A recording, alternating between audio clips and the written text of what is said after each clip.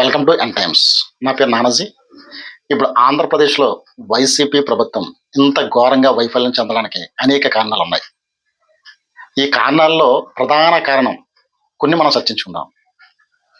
ఇందులో 151 సీట్ల నుంచి 11 సీట్లకి పడిపోయిందంటే ఎవరు తప్పు పెట్టుకొని ఆంధ్రప్రదేశ్లో ఏం జరుగుతుంది, అసలు ప్రజల్లో ఏం జరుగుతుంది అనే ఒక ఇంటెలిజెన్స్ వ్యవస్థ తప్ప, లేదా రాజకీయ వ్యవస్థ ఎవరైతే వీళ్ళొక ఐపాక్ అని, లేదంటే వీళ్ళకు కొన్ని సంస్థలు పెట్టుకున్నారు వాళ్ళ వైఫల్యమా, లేదంటే ఎందుకు ఇంత ఘోర వైఫల్యం చెందుతూ పసిగట్టలేకపోయారు, ప్రజానాడి ఎందుకు తెలుసుకోలేకపోయారు? ప్రధాన కారణం మనం చర్చించుకుందాం. నెంబర్ 1, ఏదైతే ఒక ప్రభుత్వాన్ని నడపాలంటే 1 సంక్షేమం, 2 అభివృద్ధి. ఈ రెండు కూడా 2 కళ్ళు లాంటివి. ఏ కన్ను కనపడకపోయినా కన్ను గుడ్డిదే అంటాం. అదేవిధంగా ఇటు సంక్షేమ ఫలాలు అందిస్తూ అభివృద్ధి చేయడమే ప్రధాన లక్ష్యంగా ఉంటాం. ఈ యొక్క జగన్ ప్రభుత్వం కొన్ని అంటే అటు ఉద్దానం, అలాగే పోర్ట్లు, కొన్ని కాలేజెస్, ఆ తర్వాత సచివాలయ వ్యవస్థ, ఇవన్నీ అభివృద్ధి చేశారు. అభివృద్ధిని చేశామని వాళ్ళ జనాల్లోకి తీసుకెళ్లడంలో వైఫల్యం చెందారు. రెండోది, ఏదైతే సంక్షేమ ఫలాలు అందిస్తున్నారో పదే పదే పదే పదే ఆ సంక్షేమ ఫలాలు ఆ తర్వాత అది చెప్పడం ద్వారా ఒక రాష్ట్రంలో ప్రతి ఒక్కరికి కూడా ఉచితంగా ఈ సంక్షేమ ఫలాలు అందిస్తున్నాడు తప్ప తను ఎలాంటి అభివృద్ధి చేయాలనేది ఒక ప్రచారం జనాల్లోకి విపరీతంగా వెళ్ళింది. ఎందుకంటే ఈ ప్రభుత్వంలో చేసింది చెప్పుకోలేకపోయారు. ఏదైతే అభివృద్ధి ఉన్నదో ఆ అభివృద్ధి చేసింది చెప్పుకోలేకపోయారు. ఏదైతే ఈ ఈ పథకాలు ఉన్నాయో, సంక్షేమ పథకాలు ఉన్నాయో అది ఓవర్కమ్ చేసింది. ఈ సంక్షేమ పదాలు ప్రతి మీటింగ్లో ఒక అవ్వ, అక్క, చెల్లి, తమ్ముడు, నా ఎస్టీ, నా బైసీ అని చెప్పేసి ఈ ఎవరైతే ఉన్నారో ఈ ఈ ముఖ్యమంత్రి గారు, ఆయన పదే పదే పదే పదే పదే వాట్సాప్లోనూ తర్వాత ఈ సోషల్ మీడియాలోనూ విపరీతంగా ప్రచారం చేసింది ఈ సంక్షేమ పథకాలు. అదే రకంగా పథకానికి ఈ పబ్లిసిటీకి నోచుకోలేకపోయింది అభివృద్ధి. ఈ రెండాటిని బ్యాలెన్స్ చేసుకోకపోవడం వల్ల సరైన ఆయుధం ప్రతిపక్షాలకి కనిపించింది. ఎందుకంటే అభివృద్ధి లేదు, అభివృద్ధి లేదు, అభివృద్ధి లేదంటే అభివృద్ధి ఇది జరిగింది, ఏమైతే జరిగిందనే చెప్పుకోకపోవడం తప్పనమాట. ఇంకొకటి, రెండో విషయానికి వస్తే, ఏదైతే తప్పుల్లో రెండో తప్పు ఏంటంటే, ఎవరైతే ఎమ్మెల్యేలు, మంత్రులు, ప్రజానాయకులు ఉంటారో ఆ ప్రజానాయకులకి ఈ ప్రజలకి మధ్యరంగా ఉన్నటువంటి ఈ వ్యవస్థ తీసుకొచ్చారో సచివాలయ వ్యవస్థ, ఆ వ్యవస్థ వీళ్ళిద్దరి మధ్య ఉన్న అనుబంధాన్ని కట్ చేసింది.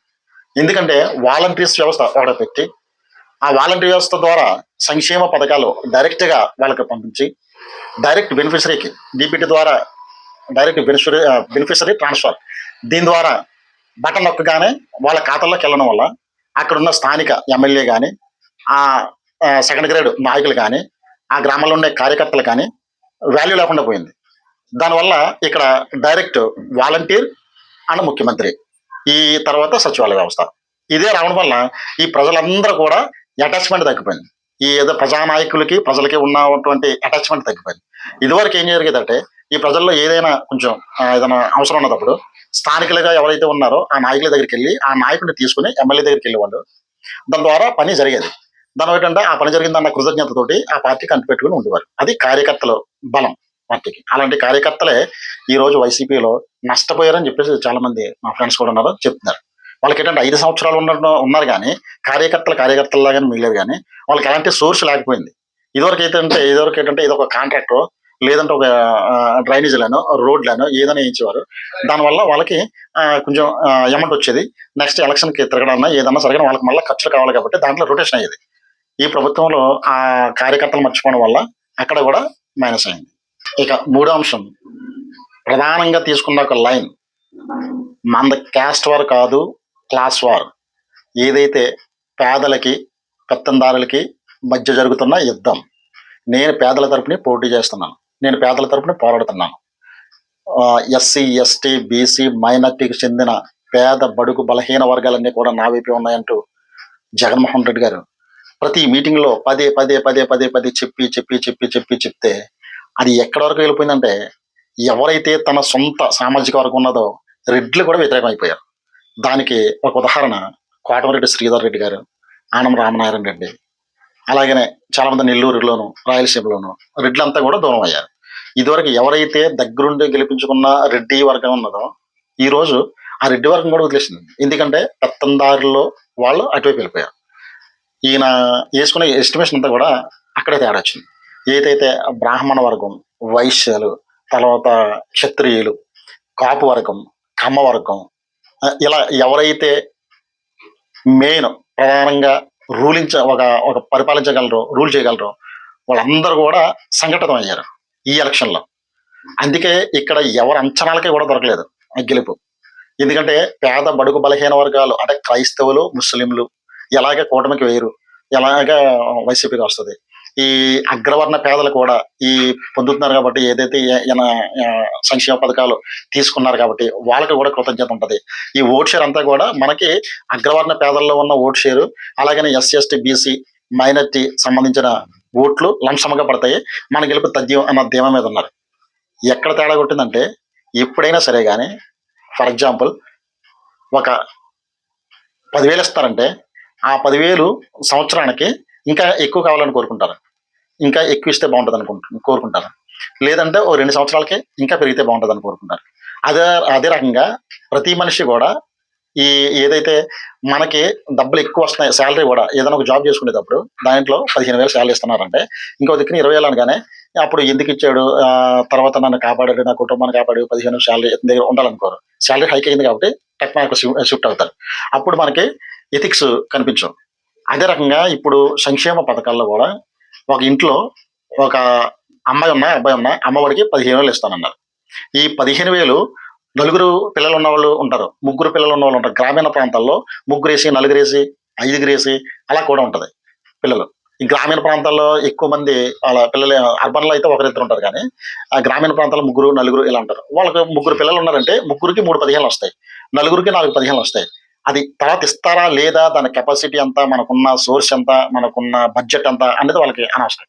ముగ్గురు పిల్లలు ఉన్నాయి కాబట్టి మా ముగ్గురికి వస్తుంది, నలుగురు పిల్లలు ఉన్నారు కాబట్టి మా నలుగురికి వస్తుంది అన్నది కంపల్సరీ వాళ్ళ మైండ్లోకి వెళ్తుంది.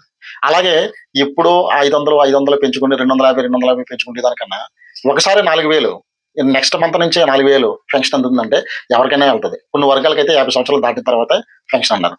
ఇలాగా ఈ మేనిఫెస్టో సంబంధించింది కూడా ఏదైతే పాత నవరత్నాలు ఉన్నాయో దానికి కొద్దిగా ఎడిషనల్ గా చేర్చి ఏదైతే మనం చేయాలనుకున్నామో అదే చేద్దామని చెప్పేసి జగన్మోహన్ రెడ్డి ఇస్తే ఈ కూటమి ఏదైతే ఈ జనాలకి ఎంతవరకు ఈ 6 సూత్రాలు అంటే 6 తీసుకొచ్చి దీంట్లో గ్యాస్ ముగ్గురికి ఫ్రీగా ఇస్తాం, 3 సిలిండర్ ఫ్రీగా ఇస్తాం. అదే రకంగా వీళ్ళ పథకాలన్నీ చెప్తులోకి ఖచ్చితంగా పేదవాడు పథకాలకే ఆకర్షితులు అవుతారు. ఏదైతే ఇప్పుడు పథకాలతోటి నేను ఎగ్గారనుకున్నారో వైసీపీ ప్రభుత్వం, అయ్యే పథకాలు 3 4 రెట్టింపులు వస్తుంటే వాళ్ళకి షిఫ్ట్ అయింది జనం చాలా వరకు కూడా. అదే రకంగా ఈ పేదవారందరూ కూడా అలా షిఫ్ట్ అయితే ఈ ధనిక వర్గాలు ఎప్పుడో డిసైడ్ అయిపోయారు. వాళ్ళు దీంట్లో ప్రధానంగా ఎంప్లాయీస్ వ్యతిరేకంగా ఉన్నారు. ఈ తర్వాత బ్రాహ్మణులు, ఆ తర్వాత క్షత్రియులు, కాపులు, కమ్మ, వీళ్ళందరూ కూడా అగ్రవర్ణ పేదలు అనుకున్న వారు కూడా కూటమి కేసే చూపించారు. ఎందుకంటే ఒక కుటుంబంలో ఒక హయ్యర్ కమ్యూనిటీ ఫ్యామిలీలో ఎవరైతే డిస్కషన్ చేసుకున్నారో వాళ్ళకి వేసుకుంటారు. వాళ్ళు జగన్ డబ్బులు ఇస్తున్నారు కదా అని వైసీపీకి వేస్తారని అనుకున్నారు కానీ అలా పడలేదు. అందుకనే దగ్గర 175 స్థానాల్లో పోటీ చేసి 11 స్థానాలకే పరిమితమైంది. అందుకనే ఆ 11 స్థానాల్లో కూడా ఒక స్థానం ముఖ్యమంత్రికి 30,000 మెజార్టీ తగ్గిపోయింది. ఆ తర్వాత ఉన్నాయన్నీ కూడా ఎవరు పెద్దిరెడ్డి గారు కూడా 6,000 మెజార్టీ వచ్చింది. అలాగా చిన్న 5,000, 6,000, 10,000 ఈ మెజార్టీలతో నెగ్గారు తప్ప ఇప్పుడు ఏదైతే టీడీపీ ఉన్నదో వీళ్ళందరూ కూడా 60,000, 70,000, 90,000, 1,00,000 ఈ రేంజ్ లో వచ్చిన మెజార్టీ అందుకే రాలేదు. ఈ జనం అంతా కూడా ఏదనుకున్నారు ఇదంతా కూడా షిఫ్టింగ్ కారణం ప్రధాన లక్ష్యం అదే. వీళ్ళు ఇచ్చేది కొన్ని హామీలు కూడా ఆకర్షణీయమైన హామీలు లేక మేనిఫెస్టోలో అది కూడా కొంచెం డల్ అయింది. మనం ఏదైతే చేయాలనుకున్నామో అదే ఇవ్వాలి కానీ ఏదైతే చేయలేమనుకున్నది ఇవ్వకూడదు అన్న దాని మీద ఆయన స్టాండర్డ్ అయి ఉన్నారు. అది కాకుండా ఏదైతే జనాలు నాడి పట్టుకోవడంలో ఈ చంద్రబాబు నాయుడు సిద్ధహస్తులు కాబట్టి వాళ్ళకి ఎలాగైతే వాళ్ళు మౌల్డ్ అవుతారు అన్నది వాళ్ళు అలా ప్లాన్ చేశారు. దానికి తోడు ఏదైతే పవన్ కళ్యాణ్ ఇమేజ్ ఉన్నదో అది కూడా టోటల్ ఈసారి అంతా కూడా ఓన్ చేసుకున్నారు. ఈ పవన్ కళ్యాణ్ ఇమేజ్ ని కరెక్ట్ గా ఓన్ చేసుకుని ఈసారి మనం రాకపోతే మళ్ళీ రాము అన్నది ఒక మైండ్ లో డిసైడ్ చేసుకుని ఓట్ షేరింగ్ అంతా పాలరైజ్ అయింది. పాలరైజ్ అయ్యి ఏదైతే కమ్యూనిటీ బేస్డ్ ఉన్నదో ఆ కమ్యూనిటీ బేస్డ్ అంతా ఇది క్యాస్ట్ ఈ క్యాస్ట్లో ఉన్న కమ్యూనిటీ బేస్డ్ అంతా కూడా ఒక దగ్గర తీసుకొచ్చి వేయగలిగింది కూటమి. వీళ్ళ క్లాస్ వారి కింద తీసుకొని వైసీపీ ఏదైతే బడుగు బలహీన వర్గాలు అనుకుంటా ఉన్నారో వాళ్ళది మాత్రం ఒక 45% వాళ్ళు పడ్డది. ఇక 4వ ఆప్షన్ కొత్తలకి ఇక్కడ చాలా ప్రాముఖ్యంగా ఎవరైతే గతంలో అంటే టీడీపీ హయాంలో ఎవరైతే కొన్ని కాంట్రాక్టులు చేశారో, అంటే రోడ్డు కాంట్రాక్టులు కానీ, డ్రైనేజ్ కాంట్రాక్ట్ కానీ, అలాగే బిల్డింగ్స్ కానీ, గవర్నమెంట్ బిల్డింగ్స్ కానీ, ఎవరైతే ఎంతమంది కాంట్రాక్ట్ చేశారో వాళ్ళకి బిల్లులు శాంక్షన్ అవ్వలేదు. 5 సంవత్సరాలు కంప్లీట్ అయినా సరే కానీ వాళ్ళ బిల్లులు పెండింగ్లోనే ఉన్నాయి. మా బంధువులు కూడా చాలా మంది ఉన్నారు, చేశారు 3 కోట్లు 2 కోట్లు అలాగా బిల్లులు అన్నీ కూడా పెండింగ్లో ఉన్నాయి. ఏదైతే వైసీపీ ప్రభుత్వం వచ్చిన తర్వాత ఈ సచివాలయాలు కానీ, ఈ రైతు భరోసా కేంద్రాలు కానీ, ఈ విలేజ్ క్లినిక్లు కానీ ఏదైతే ఈ వీళ్ళ హయాంలో శాంక్షన్ చేశారో అవి మాత్రం క్లియర్ అయ్యాయి. ఏదైతే పాత పెండింగ్ బిల్లులు ఉన్నాయో, బకాయిలు ఉన్నాయో అవి మాత్రం క్లియర్ అవ్వలేదు చాలా వరకు. అదే రకంగా కొన్ని ఏంటిది ఏలేరు ప్రాజెక్టు సంబంధించి అప్పట్లో పిఠాపురం చూసుకుంటే ఏలేరు రిజర్వాయర్ సంబంధించి ఏలేరు కాలం దానికి సంబంధించి కొంత ల్యాండ్ కూడా తీసుకున్నారు. ఆ అమౌంట్లు కూడా పడలేదు ఈ ప్రభుత్వంలో. కాబట్టి ఇలా చాలా అన్ని కూడా తర్వాత మరో అంశం 5వ అంశం ఏంటంటే ఏదైతే ల్యాండ్ టైటిల్ యాక్ట్ తీసుకొచ్చారో అది లాస్ట్ ఒక 15 రోజుల్లో చాలా మార్పు తీసుకొచ్చింది జనాల్లో.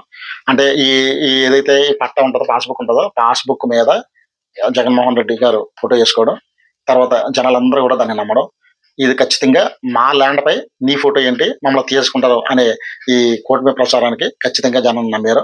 మనం కానీ ఒకవేళ కానీ ఆదమరిస్తే నిజంగానే తీసుకుంటాడమో అని చాలా మంది భయభ్రాంతులకు గురయ్యారు. ఈ ల్యాండ్ యాక్ట్ అనేది ఖచ్చితంగా ప్రధాన కారణమైంది. ఇలా చాలా ఉన్నాయి. రేపు మరికొన్ని అంశాలతో మళ్ళీ కలుద్దాం. నమస్కారం.